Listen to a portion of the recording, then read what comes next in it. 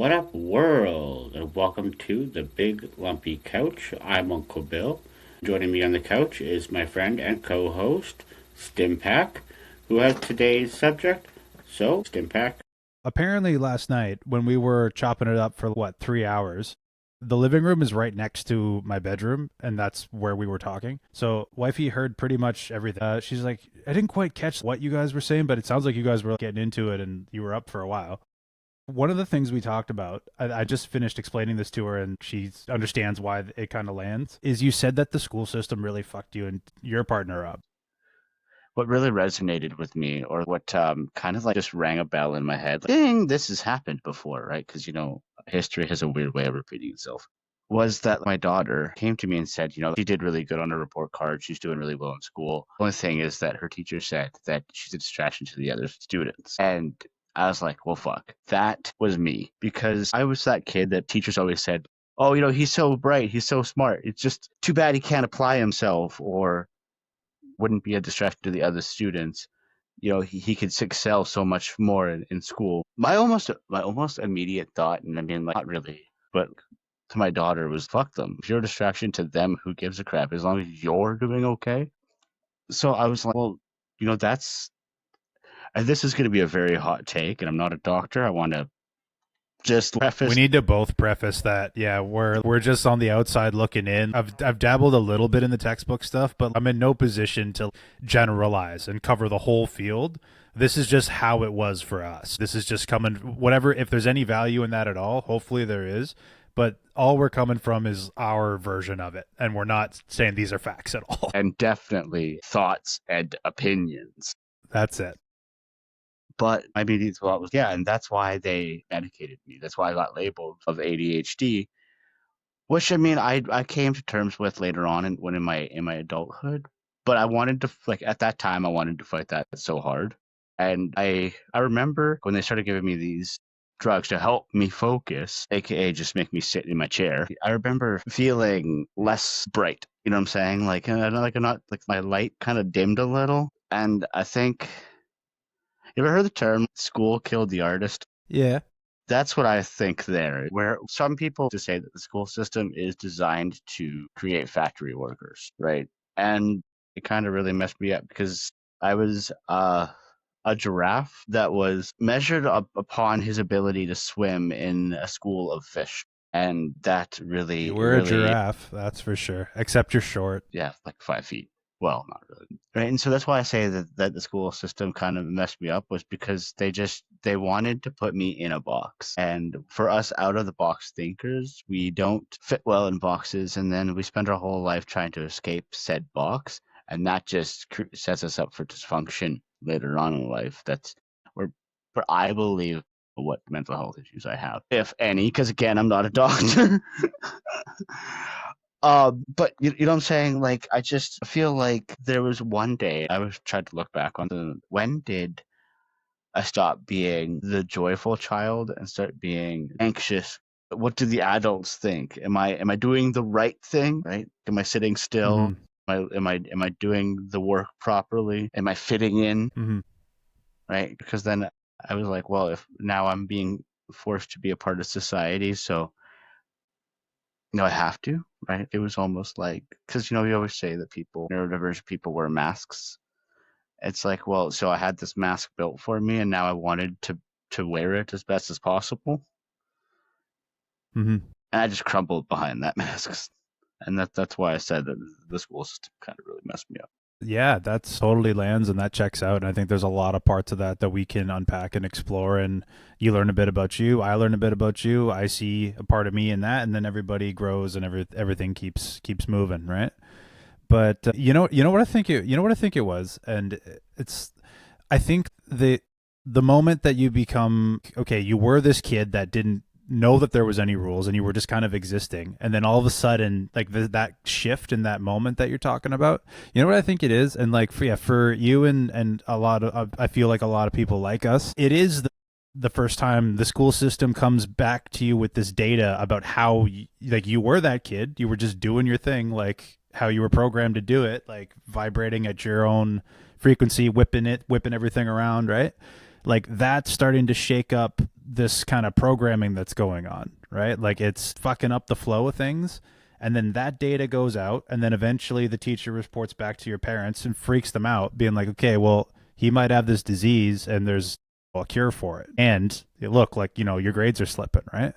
But you know what that is like, I think because you're getting confronted from a bunch of ends. Like you're getting it from your parents and you're getting it from the school system, and then your friends see that, and then you get it from your friends too. Be like, oh hey, like why is your spelling test different than ours? Like shit like that. But you know what I think it is, man? I think it's the birth of self-consciousness. The birth that you're aware of yourself because you weren't broken before, but now you're getting this feedback and this data saying you're broken. And then that's when the mask comes on, and that's when everything gets real. It's like when all of a sudden you were just going out this way, now that comes back to you and goes like, hey man, something what you're doing, what you thought was right is not right. Even though it was right. If you were just being just being you, doing your thing, like sometimes the system's not ready for that. And then that's when you get the pushback. But I think it's the birth of self-consciousness. Because if you were never conscious of yourself, which I don't think, like, this is a whole other take, really. I don't think there is a normal person, and I don't think you can get through this life without something bad happening. Like, you think about the perfect life. I don't think that's out there. There's too much room for failure, and we're too flawed as people. No, I definitely agree with you on that. That's the human condition. We're just hardware and software that happen to meet, and that you could have any one of a million options for hardware and one of a million options for software, and glitches in said hardware and software. And so that just leaves exponentially more options than can even be imagined for an individual. Every person is so like a fingerprint, right? Like our fingerprint. No two fingerprints are the same, right? I get. Yeah, and I don't think that that's the human design, is to be perfect, to be robotic. It's to be flawed, and so that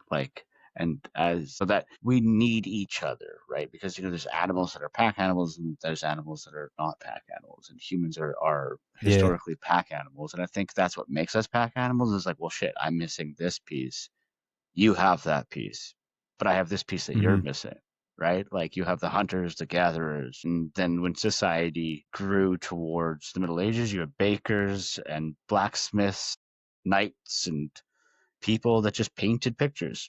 Right. So that's where I feel, circling back to your original question, the school system kind of really messed us up, was because it was designed really after the industrial age to make factory workers, where if you go back to the Middle Ages, it was more of an apprenticeship style, which it's kind of funny because most neurodivergent people enter the trade. That's just how we learn. It's like, well, like show me with my hands and I will do with those hands. Well, yeah, think about how much mentorship and training that gets you when you start working with tradesmen or start working it. Well, because you're right, like a lot of neurodivergent people do genuinely go into the trades, and like usually that works out, and they kind of hit a plateau where they can make a comfortable living doing what they're doing and providing and stuff like that. And yeah, that's when that's when things get kind of bitter. That's when they start looking around and comparing, and then yeah, that starts to fuck with your head about like, oh, he's got nicer toys, and you feel small and stuff. Yeah, and as well, I see now the school system correcting itself on that slightly. Like now you can leave, I think it's in like grade 11 or 12, and go to your first year of college for the trades, because they're like, you know what, this isn't for you. Go on to better things. That's quite literally what that is. And so, yeah, like to finish my thought on the Middle Ages and the Victorian age, right? So the school was to make factory workers, and back in the Middle Ages, we didn't really have factories, right? So we all learned by doing, and so there's a lot of people that didn't fit that mold that was created when we needed to create those factory workers, and we were just kind of left sort of in the dumpster outside of the factory. I saw this video and I didn't really fact check this, but apparently a lot of like what we now call autistic children were labeled as psychotic in the earlier days. It was viewed as psychosis. What is psychosis other than your software just having a glitch, right? Cool, I'm with it. So, like, where were guys like us at in the Middle Ages? What was our position there? What's our archetype back in the day? The same as it is nowadays. We were the court jesters, the painters, the blacksmiths.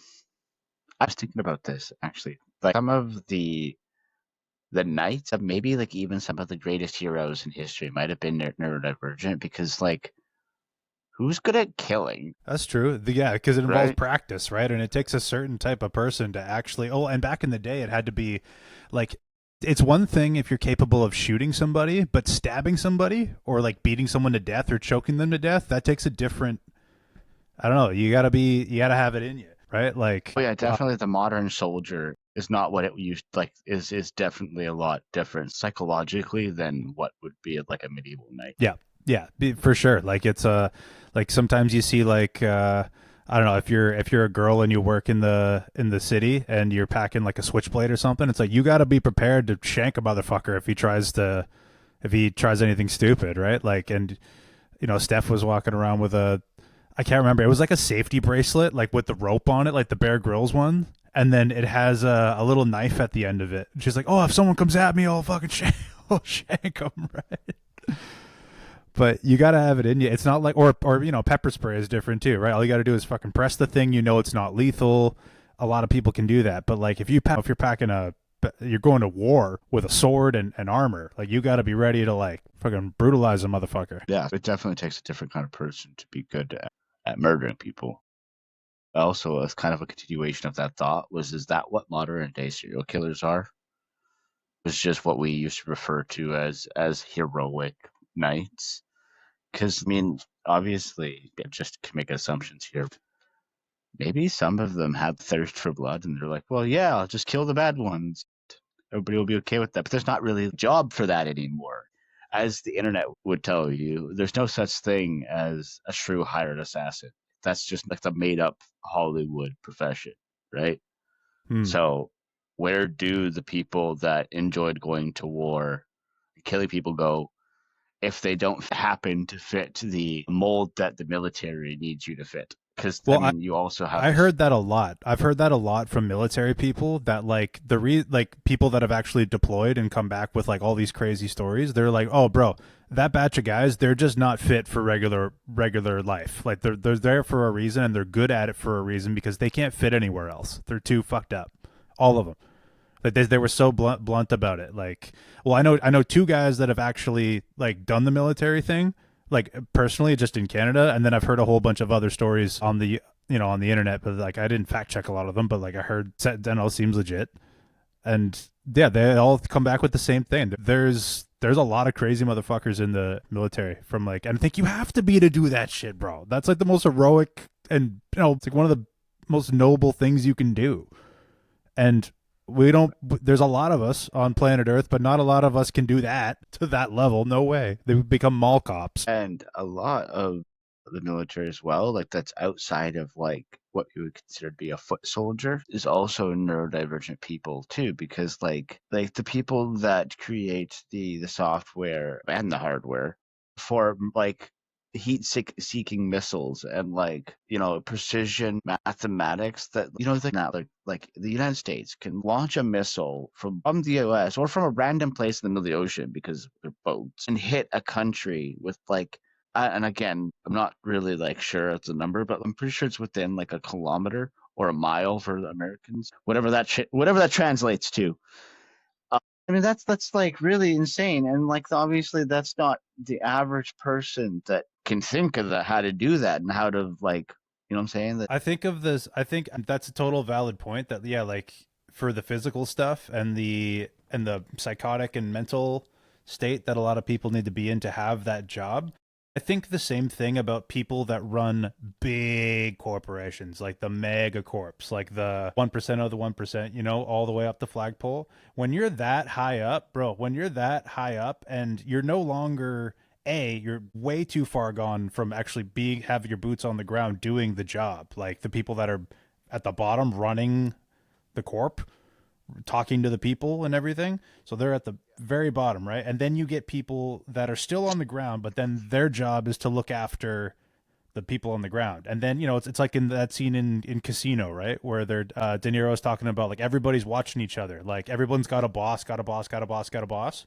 But then when you're at the very top, oh my God, looking down at that, they're all ants, bro. They're all ants, and you have to, they think of people that way. They're just like, oh no, just move some of these things around, And some of these people that commit these like massive war crimes, that's the same thing. Like you have to look at like people looking down and looking at regular living, breathing people with lives as like this micro little thing. Like there's something's got to be off to think like that. And I think only a certain kind of person can escalate to that point.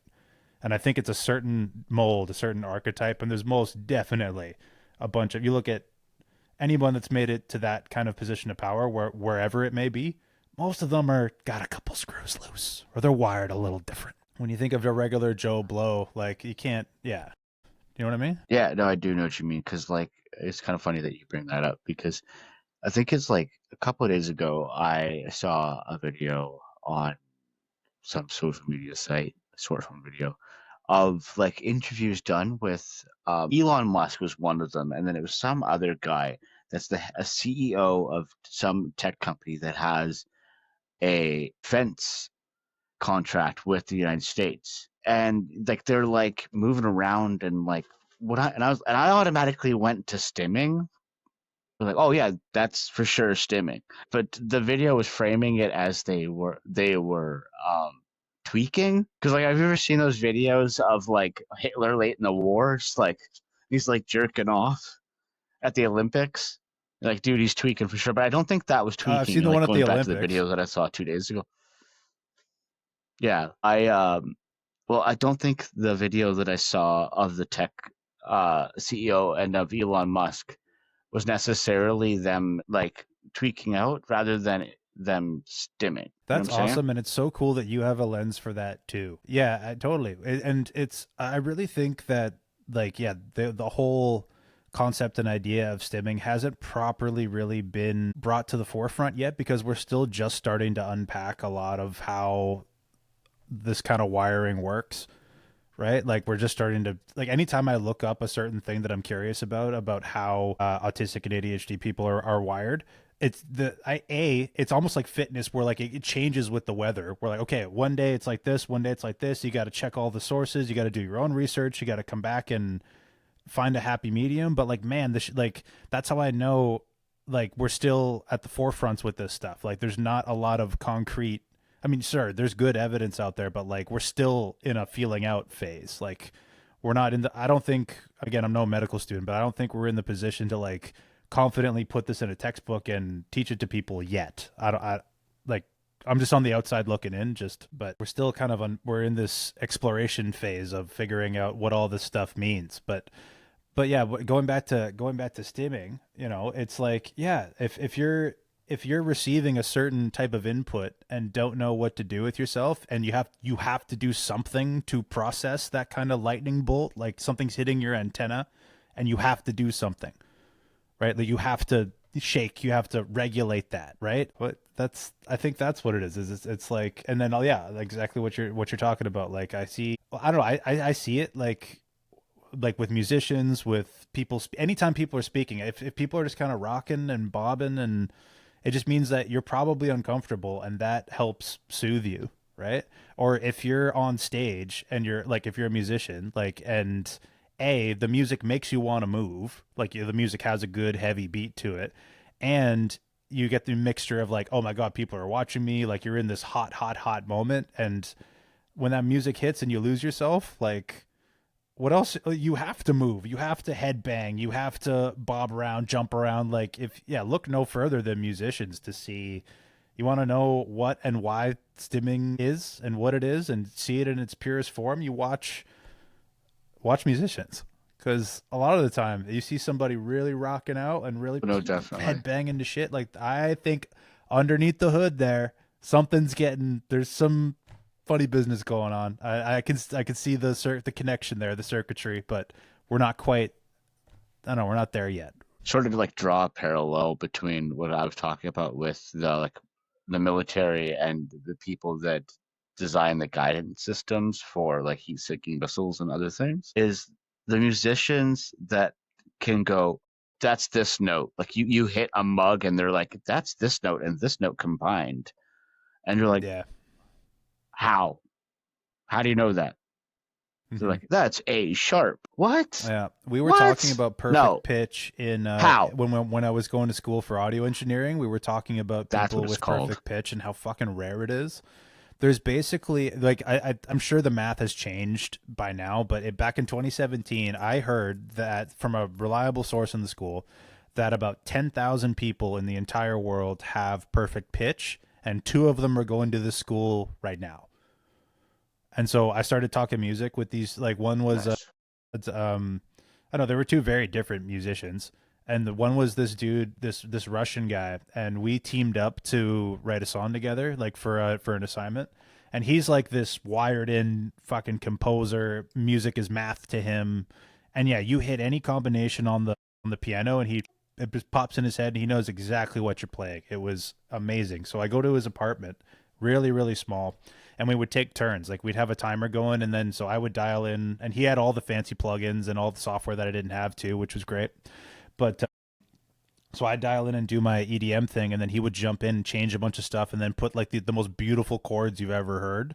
The collab is still around somewhere, and he used a whole bunch of plugins that I don't have, so a lot of the stuff won't be there. But I'm sure there's a bounce of it somewhere. But fuck, it was an interesting hybrid. Like, and just working with somebody that closely that has ears and a mind like that, it was, my God, it was magic. Like there was just nothing he couldn't do, and it wasn't like sometimes when you know too much, it gets in the way of your whatever you're doing. Like when you if you know a lot about the movie world and AV and AI and green screens and how things are shot, that fucks with your ability to go see a movie, you know? And same thing with music and all this other stuff is just like when you know too much, sometimes it fucks with a when you want to just enjoy what your craft, like whatever it is, and then B when we go to work on it, sometimes you know too much, like, and you're I don't know, you're too close, you're on top of each other. But not with this guy. It was like law to him. It was just something that was inside him that he just knew. It was like math and music and spirituality all kind of riled up into one, and just watching him work was crazy. It's so rare. Yeah, I agree. I fully hear what you're saying, and I sort of agree with you as well. That like I can think of two mediums myself, like comedy and photography. Right, I find myself going, "Oh, I see what you did there," a lot, um, and totally missing the beauty of the picture and the comedy of the joke. Right, like not laughing or really enjoying the picture that much because I'm like, "Oh yeah, like I see what you did there with the stop or the vignette or whatever, right? Or with play on words or recall in a joke. But that then there's always like those people that like really stand out in the craft, like the super ultra talented people that you still go whoa, like they Yeah, the still Michael amaze you Jordans. because you just didn't see it coming.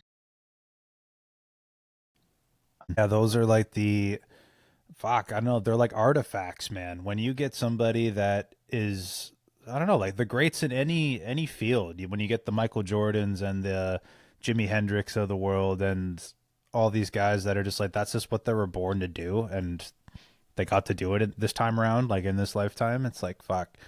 How can you not be captivated by that? How could you not want to watch the Jordan documentary or the Woodstock '69 documentary or like anything like that? Like where Right. so the greats. It's so cool to watch that we have access to it.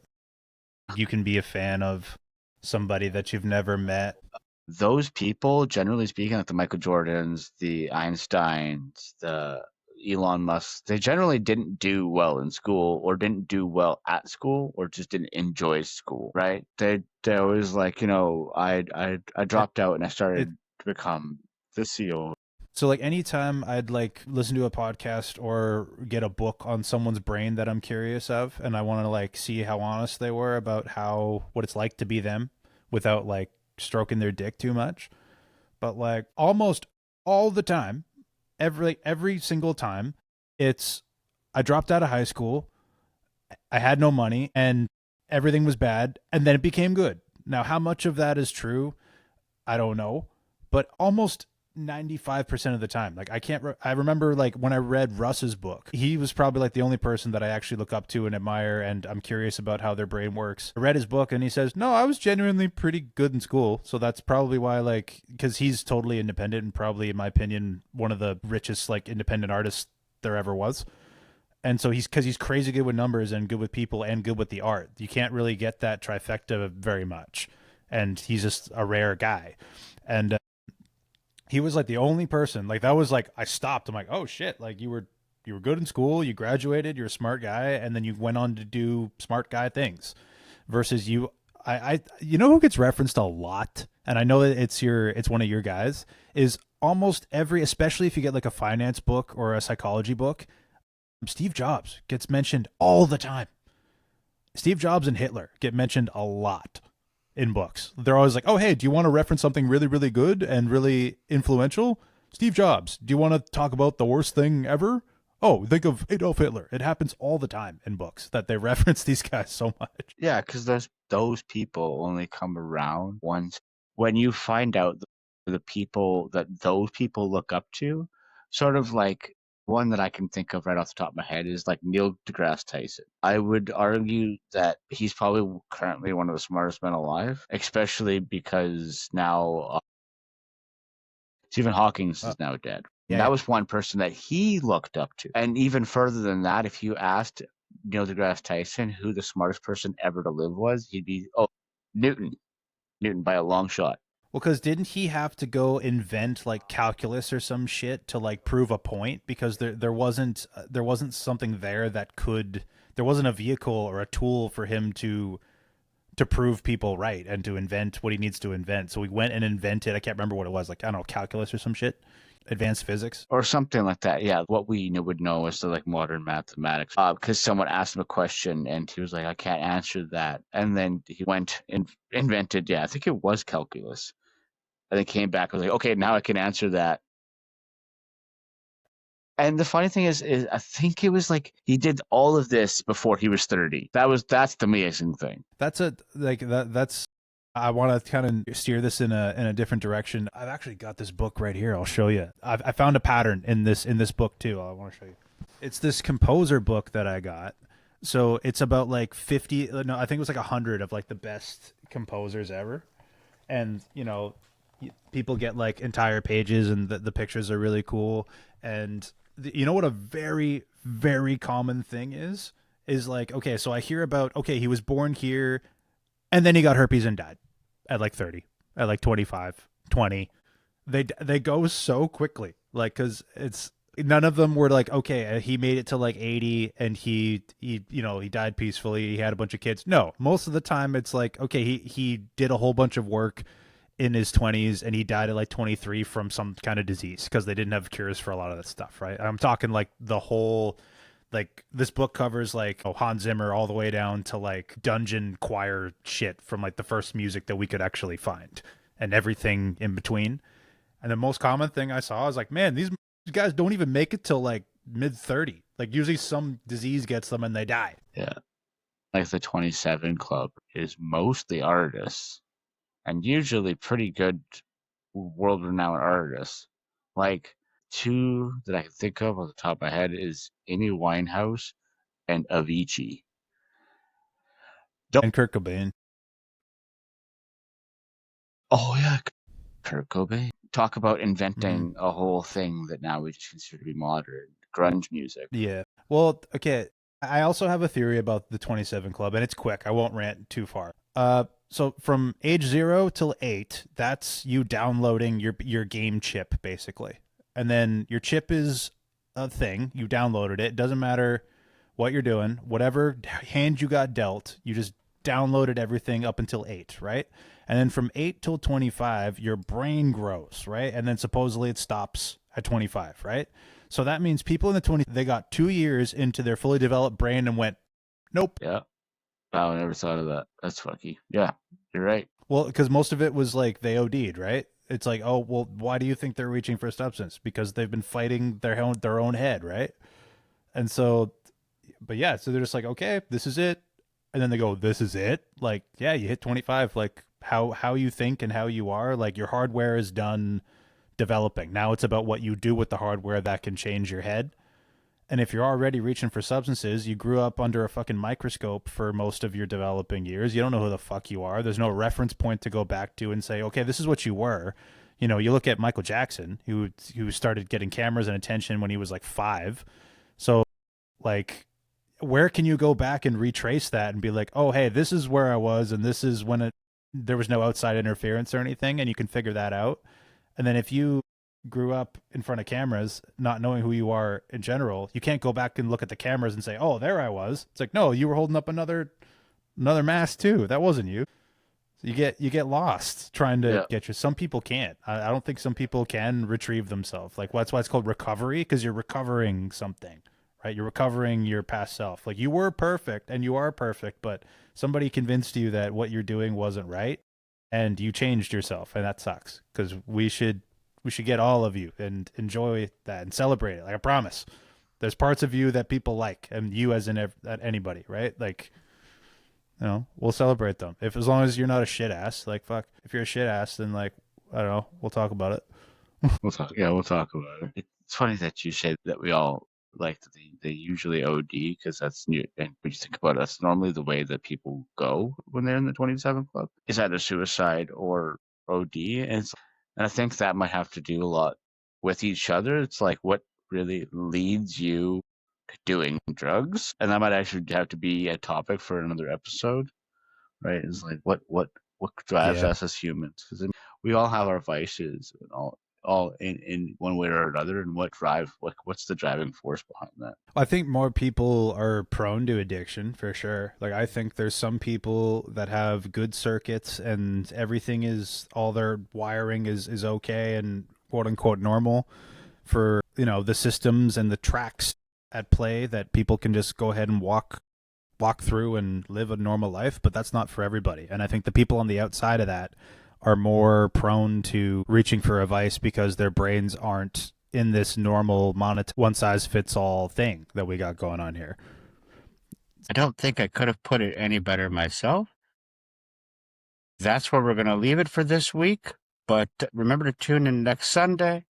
And thank you for listening to the Big Lumpy Couch. You can find Brad on socials at Stimpack Beats, and you can find me at Uncle Bill Comedy. Until next week, have a good one, world.